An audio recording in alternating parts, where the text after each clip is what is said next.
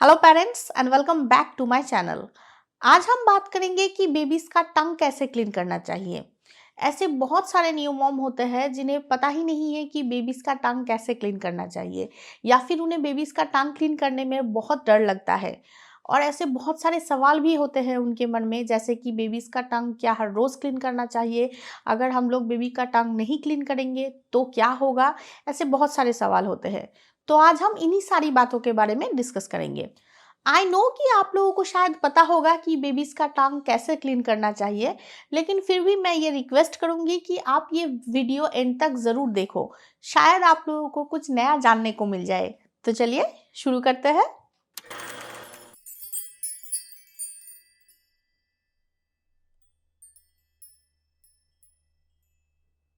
तो सबसे पहले हम ये जान लेते हैं कि बेबीज का टंग क्यों क्लीन करना चाहिए। क्या बहुत ज़रूरी है बेबीज का टंग क्लीन करना? यस, बेबीज का टंग क्लीन करना बहुत ज़रूरी है। बेबीज के माउथ में भी वैसे ही बैक्टीरिया जन्म लेते हैं जैसे आपके या हमारे माउथ में बैक्टीरिया जन्म लेते हैं, लेकिन बेबीज के माउथ में सलाइवा कम होता है और इस वजह से बेबीज के छोटे से माउथ के लिए मिल्क रेसिड्यू को क्लीन अप कर पाना थोड़ा सा हार्ड हो जाता है। और इस वजह से बेबीज के टांग के ऊपर मिल्क का एक सफ़ेद लेयर पड़ जाता है, जो साफ करना बहुत ज़रूरी होता है, क्योंकि उसी लेयर में बाद में बैक्टीरिया बिल्डअप हो सकता है और जिस वजह से बेबीज को पेट से जुड़ी भी प्रॉब्लम हो सकता है। तो इसलिए बेबीज का टंग क्लीन करना बहुत ज़रूरी होता है। और अगर ज़्यादा दिन तक बेबीज के टंग को हम क्लीन नहीं करेंगे तो बेबी के जीभ के ऊपर एक वाइट कोटिंग पड़ जाता है मिल्क का, जिसके ऊपर बैक्टीरिया बिल्टअप हो जाता है, या फिर हो सकता है कि बेबीज के पूरे टंग में वाइट पैचेस दिख रहा हो, ये भी हो सकता है। तो इस वजह से भी बेबीज का टंग ज़रूर क्लीन करना चाहिए, ताकि बेबी का पेट अच्छा रहे और बेबी का एक हेल्दी ओरल हाइजीन हम मेंटेन कर सके। इसलिए बेबीज का टंग क्लीन करना बहुत इंपॉर्टेंट होता है। कभी कभी बेबीज के माउथ में, उसके जीभ में या लिप में वाइट पैचेस हो जाते हैं, जो दिखने में बिल्कुल ऐसा लगता है जैसे कि मिल्क के वाइट कोटिंग जैसा पड़ गया है। अगर जीभ गंदा हो मिल्क की वजह से तो जैसे लेयर पड़ जाता है, ठीक वैसे ही दिखने में लगता है। लेकिन हो सकता है कि वो एक फंगल इन्फेक्शन हो, जिसे थ्रस बोला जाता है। तो आपको पता कैसे चलेगा कि वो बेबी का जीभ गंदा हो गया है या वो थ्रस है, कोई फंगल इन्फेक्शन है? तो अगर आप बेबी का जीभ साफ कर रहे हो और वो इजीली क्लीन हो जाता है, तो इसका मतलब बेबी का जीभ गंदा हो गया है, वो थ्रस नहीं है, कोई फंगल इन्फेक्शन नहीं है। लेकिन अगर आप बेबी का जीभ साफ कर रहे हो, वो साफ नहीं हो रहा है, तो फिर वो एक फंगल इन्फेक्शन हो सकता है, जिसे थ्रस बोला जाता है। और अगर बेबी को थ्रस हो गया है तो बेबी के जीभ के साथ साथ बेबी के माउथ में और बेबी के लिप में भी वाइट पैचेस देखा जाता है। तो अगर बेबी को थ्रस हो गया है तो उसके लिए भी घबराने की ज़रूरत नहीं है। डोंट वरी, आप डॉक्टर के पास बेबी को ले जाओगे तो इजीली थ्रस ठीक हो जाता है। और ये फंगल इन्फेक्शन बेबीज में बहुत रेयर देखा जाता है, बहुत रेयर है ये। अगर आप बेबी का टंग बहुत दिन तक क्लीन नहीं करोगे, कभी क्लीन ही नहीं करोगे, तो शायद ये हो सकता है, लेकिन ये बहुत रेयर है।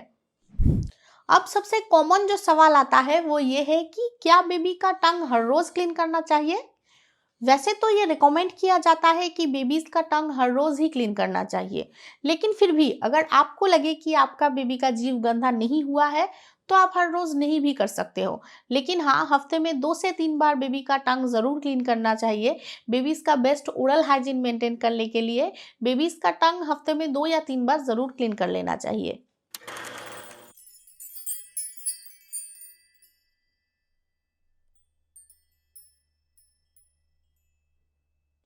तो अब हम ये जान लेते हैं कि बेबीज का जीभ कैसे साफ करना चाहिए।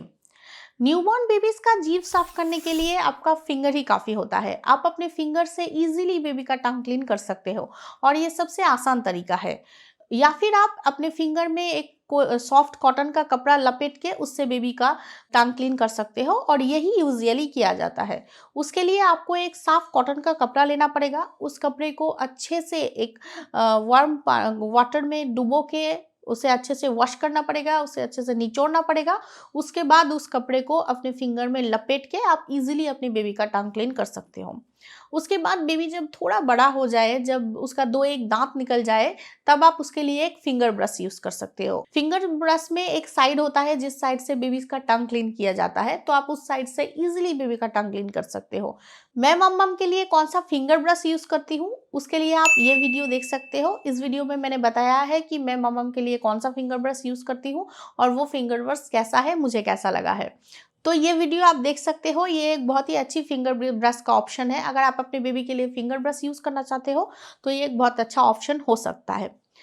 और उसके बाद बेबी जब और थोड़ा बड़ा हो जाए, जब बेबी को आपने ब्रश दे दिया है, टूथपेस्ट और टूथब्रश दे दिया है, तब बेबीज के लिए स्पेशली डिजाइन किया हुआ टंग क्लीनर मिलता है, आप वो बेबी के लिए यूज कर सकते हो। लेकिन हाँ, हम बड़ों के लिए जो टंग क्लीनर यूज किया जाता है वो आप बेबी के लिए यूज नहीं कर सकते हो, उससे बेबी को दर्द होगा, उसे लग जाएगी। बेबीज के लिए स्पेशल टंग क्लीनर होता है, स्पेशली बेबीज के लिए डिजाइन किया हुआ, आप वो टंग क्लीनर बेबी के लिए यूज कर सकते हो। मैंने यही सारी प्रोसेस अपनाया है। जब मेरी बेटी बहुत छोटी थी, न्यूबॉर्न जब मैं उसको घर लेके आई थी, तब मैं एक सॉफ्ट कॉटन के कपड़े से उसका टंग क्लीन करती थी, उसका गम भी क्लीन करती थी। उसके बाद जब मेरी बेटी थोड़ी सी बड़ी हो गई, जब उसका 2-1 दांत आ गया, तब मैंने उसके लिए एक फिंगर ब्रश यूज़ किया है और अभी मैंने उसे टूथपेस्ट और टूथब्रश दे दिया है, तो अभी मैं उसके लिए टंग क्लीनर यूज़ करती हूँ।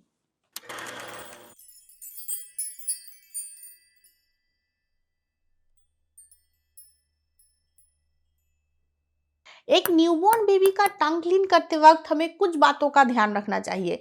अगर आप एक सॉफ्ट कॉटन के कपड़े से बेबी का टंग क्लीन करने जा रहे हो तो उसके लिए कुछ बातों का और ज़्यादा ध्यान रखना चाहिए।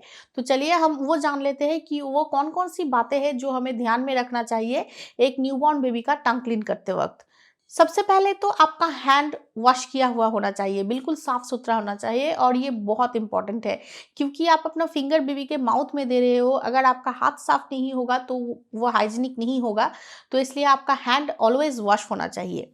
सेकेंडली, आप जो टंग क्लीन करने के लिए कपड़ा यूज कर रहे हो वो बिल्कुल सॉफ्ट होना चाहिए और कॉटन का होना चाहिए और कोई भी कलर्ड कपड़ा नहीं होना चाहिए। कलर्ड कपड़े से बेबी हो सकता है बेबी को एलर्जी हो जाए या बेबी के माउथ में कोई प्रॉब्लम हो जाए, इसलिए यूजुअली सफ़ेद कॉटन के कपड़े से ही बेबी का टंग क्लीन किया जाता है और यही करना चाहिए। एक सफ़ेद सॉफ्ट कॉटन के कपड़े से आप बेबी का टंग क्लीन इजीली कर सकते हो। थर्ड जिस बात का हमें ध्यान रखना चाहिए वो ये है कि बेबी का टंग क्लीन करने के लिए जो कपड़ा आप यूज़ कर रहे हो, उस कपड़े को पहले वार्म वाटर में अच्छे से वॉश कर लीजिए, उसे अच्छे से स्टेरिलाइज कर लीजिए। उसके बाद अच्छे से निचोड़ के अपने फिंगर में लपेट के आप बेबी का टंग क्लीन कर सकते हो। लेकिन हाँ, ध्यान रखना चाहिए कि बेबी के माउथ में या पेट में पानी ना चला जाए, इस बात का हमें खास ध्यान रखना चाहिए। फोर्थ जिस बात का हमें ध्यान रखना चाहिए वो ये है कि बेबी के टंग क्लीन करते वक्त आपको हल्के हाथों से ही बेबी का टंग क्लीन करना चाहिए। बेबी का टंग क्लीन करते वक्त हमें ऑलवेज अपना हाथ को हल्के हाथों से ही करना चाहिए, बेबी के टंग को रब नहीं करना चाहिए क्योंकि अगर आप रब करोगे तो बेबी को लग जाएगा और ऑफकोर्स हम बेबी को हम तो पहुंचाना नहीं चाहेंगे। तो इसलिए ऑलवेज हल्के हाथों से ही बेबी का टंग क्लीन करना चाहिए, बेबी के टंग को रब नहीं करना चाहिए वरना बेबी को हार्म हो सकता है। एंड लास्ट और सबसे इम्पॉर्टेंट जो बात यह है कि बेबी जब काम हो, शांत हो, तभी बेबी का टंग क्लीन करना चाहिए क्योंकि अगर बेबी इरिटेट होगा, बेबी अगर उसका टंग क्लीन करने नहीं दे रहा होगा तो आपको टंग क्लीन नहीं करना चाहिए। बेबी जब शांत हो तभी करना चाहिए, तो आप आराम से टंग क्लीन कर पाओगे क्योंकि अगर आप उसके साथ जोर ज़बरदस्ती करने जाओगे तो हो सकता है उसे हार्म पहुँच जाए, बेबी के माउथ में लग जाए। तो इसलिए बेबी जब शांत हो तभी बेबी का टंग क्लीन करना चाहिए। तो ऐसे ही आप इजीली बेबी का टंग क्लीन कर सकते हो। बेबी का टंग क्लीन करना बहुत ज़रूरी है क्योंकि बेबी का ओरल हाइजीन मेंटेन करना बहुत ज़रूरी है ताकि आगे चल के बेबी एक हेल्दी टीथ और हेल्दी ओरल हाइजीन मेंटेन कर पाए और ये हमारी ड्यूटी है कि बेबी की हर एक चीज़ों का हम खास ध्यान रखें। तो इसलिए बेबीज का ओरल हेल्थ का ध्यान रखना भी हमारी ड्यूटी है। सो आई होप कि ये वीडियो आप लोगों को अच्छा लगा है, हेल्पफुल लगा है, इंफॉर्मेटिव लगा है, तो एक लाइक ज़रूर कर दीजिएगा और मेरे चैनल को अभी तक अगर सब्सक्राइब नहीं किया है तो प्लीज़ मेरे चैनल को सब्सक्राइब कीजिए। इस वीडियो के नीचे जो लाल सब्सक्राइब बटन है उसे क्लिक कीजिए और मेरे चैनल को सब्सक्राइब कीजिए और इस वीडियो को सबके साथ शेयर ज़रूर कर दीजिएगा। Thank you for watching.